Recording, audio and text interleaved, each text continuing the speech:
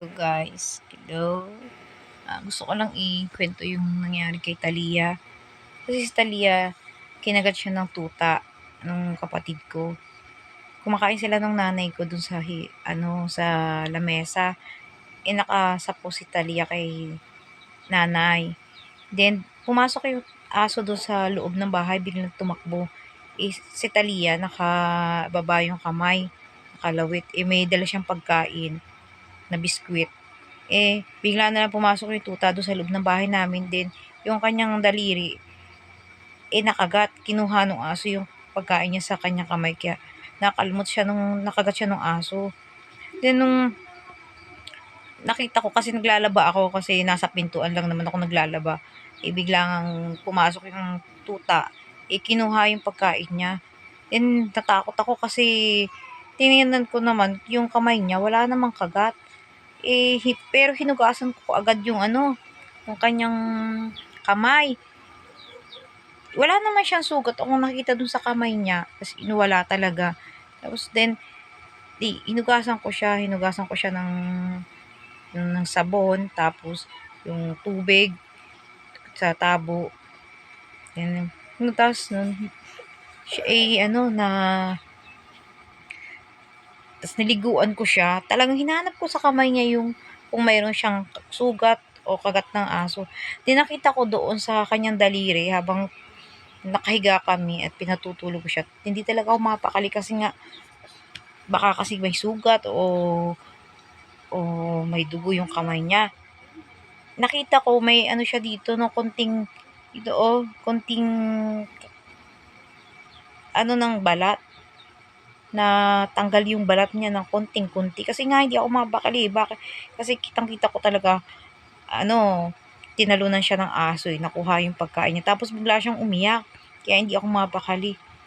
Ayun, nakita ko nga dito, mayroon siyang konting tuklap ng balat.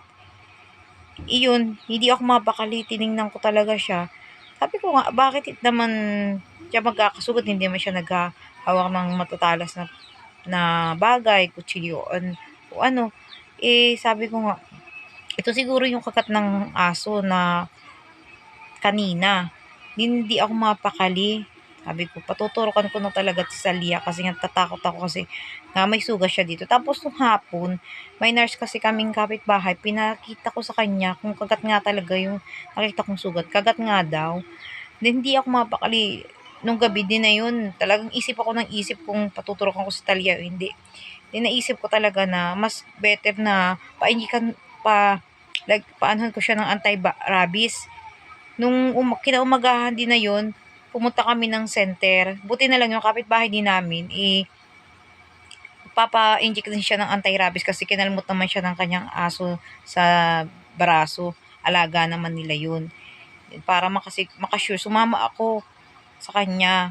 Malayo din yung anti-vaccine ni Talia. Nag-tricycle kami. Then, nakampante ako. Yung tinurukan agad siya doon sa center nung pumunta kami doon sa pagpaturukan ng anti-rabies. Then, naka-first dose na siya. And second dose, siguro mga 4 days bago muna siya maturukan ng anti-rabies ng second dose. Then after ng second dose, naturukan uli siya bago mag 4 days, tinurukan uli siya ng anti-rabies third dose. And finally talaga, na kumpleto na niya yung third dose niya. Sa September 5 naman ang kanyang fourth dose, anti-rabies. Ang journey ko talaga noon na nakagat ng aso yung si Talia. Iyak ako ng iyak noong 2 gabi kasi ako hindi natutulog talagang alalang-ala ako. Tsaka isa pa, yung first dose niya, nangati siya, nagkaroon siya ng rashes. Nagkaroon siya ng rashes sa likod, nangati talaga siya nung gabi. Then parang uminit yung kanyang temperature. Pero hindi naman sobrang init. Hindi talaga ako nakakatulog nun. Sobrang nag-pray ako kay Lord na nawa naman yung tinuro sa kanyang anti-rabies hindi talaga magkaroon ng side effect sa kanya. Tapos, hindi ako tumulog noon nung magdamag kasi nga binabantayan ko yung kanyang rashes kung magre-react pa kasi ang pula ng kanyang likod, tapos marami niyang pangati sa hita, sa binti, sa paa, kating-kati talaga siya noon. Tapos nung kinabukasan nga, pinakita ko dun sa nurse na kapitbahay namin. Then, kapag daw hindi pa tumigil yung pagngangati, hindi daw muna siya bibigyan ng second dose. Then, binigyan ako nung reseta ng cetirizine para pag daw nangati pa, hindi ko na muna siya papaturukan ng anti-rabies. Papaliban muna. Then, nag-search ako sa Facebook, sa YouTube, ng gamot sa pangangati. Nung umaga, naglaga ako ng dahon ng bayabas. Yun, yung pinaligo ko sa kanya para mawala yung pangati niya. Yun, nawala naman. At saka pala, nung araw kasi na tinurukan siya ng anti-rabies na una, ang ulam kasi nito, hipon. Sinabawang hipon. Bawal pala yun ng malansa. Tapos nung hapon pa, ang ulam namin, sinabawang isda. Higop siya ng higop ng sabaw kasi mahilig siya sa sabaw. Kaya yun, talagang yung pagkaligo naman niya ng nilaga kong dahon, hindi na talaga nag-react yung kanyang pangati. Nawala na yung pangangati niya.